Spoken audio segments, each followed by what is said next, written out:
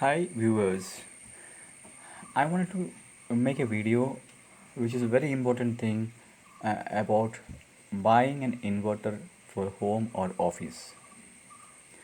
When you buy an inverter, what all things you should know and what all things you should check. That's what I want to put across to you. Okay, it's very important information. First of all, when you buy an inverter, you require to know the power requirement of your house. For example, when you wanted to buy an inverter, you should know what all things at your house you wanted to power when the power is not there. Okay, that's what the question. I won't tell you about it. A fan requires around 70 watts, and a tube light requires a 60 watts, and a CFL requires a 25 watts, and a television requires a 120 watts. Okay, so you understand, no? Normally, so many people don't know how much what is the consumption of these things at home. That's what I wanted to inform you first. Okay.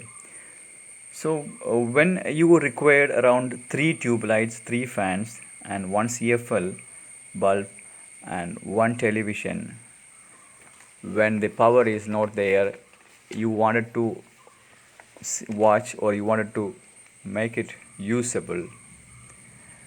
There is a simple mathematics in this, so that is a very important factor.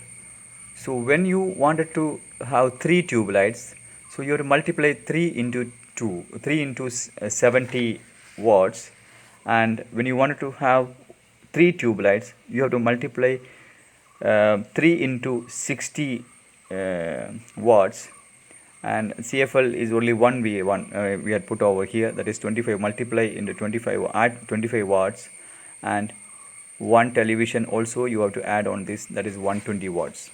Okay, I think it is clear.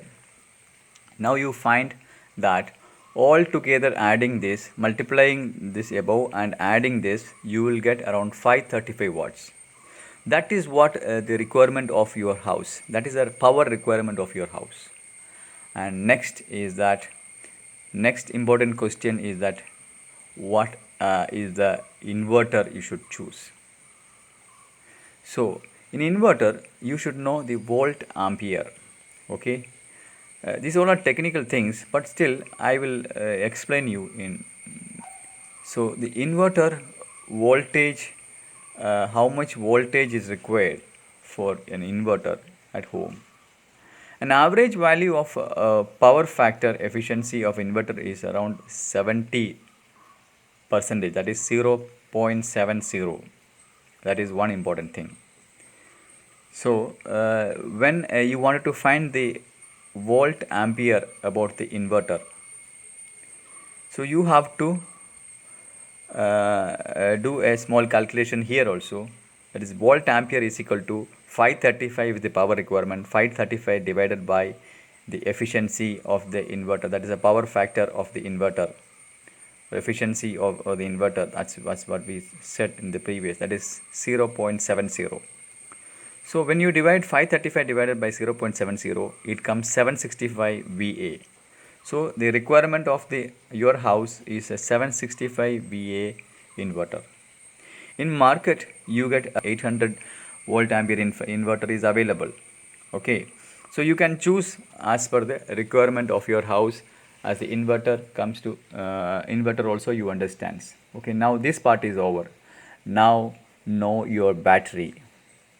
See, the battery is the backbone of the inverter system. The performance and the life of an inverter largely depends upon the battery quality. So you have to buy a quality battery. That is very important. There is no question in that. Okay. Next question is that how much backup will an inverter provides. That means how much backup you require. For example, once the power is gone, electricity is gone, how many hours you require to use this inverter? Simple as that. How many hours you require your equipments to work? Okay.